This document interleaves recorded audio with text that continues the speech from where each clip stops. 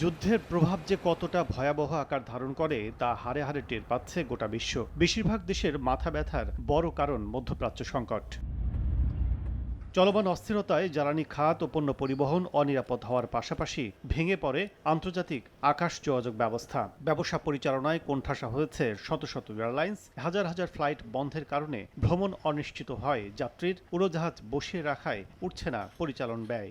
এখনও যদি এই যুদ্ধ অবস্থা প্রশমিত হয় তাহলেও কিন্তু এইটা একটা এই যে ফ্রি ফ্লোটা আসতে সময় লাগবে, অনেক সময় লাগবে। ৪০ দিন পর মধ্যপ্রাচ্যের অগ্নিগর্ভের প্রজ্বলনে ১৫ দিনের বিরতি নিয়েছে যুক্তরাষ্ট্র, ইসরায়েল ও ইরান। তবে যুদ্ধ বন্ধে ত্রিপক্ষীয় আলোচনা আশান্বিত না করায় দীর্ঘমেয়াদী হতে যাচ্ছে এভিয়েশন খাতের ক্ষত, এমনটাই মত এই বিশেষজ্ঞর। ফ্লাইট বন্ধ হলেও কিন্তু খরচ বন্ধ হয় না। যে কোনো সংকটে কিন্তু প্রথম ধাক্কাটা খায় এভিয়েশন শিল্প। সেটা কোভিডে দেখেছেন, প্রায় শখানেকের মতো এয়ারলাইন ব্যাংক্রাপসিতে চলে গেছে।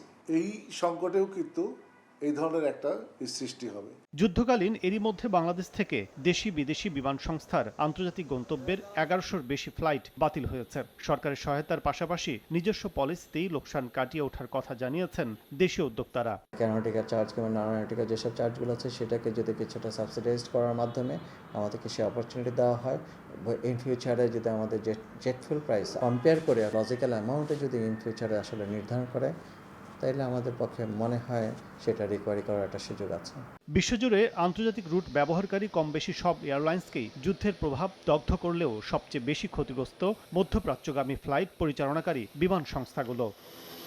কাজল আব্দুল্লাহ, সময় সংবাদ, ঢাকা।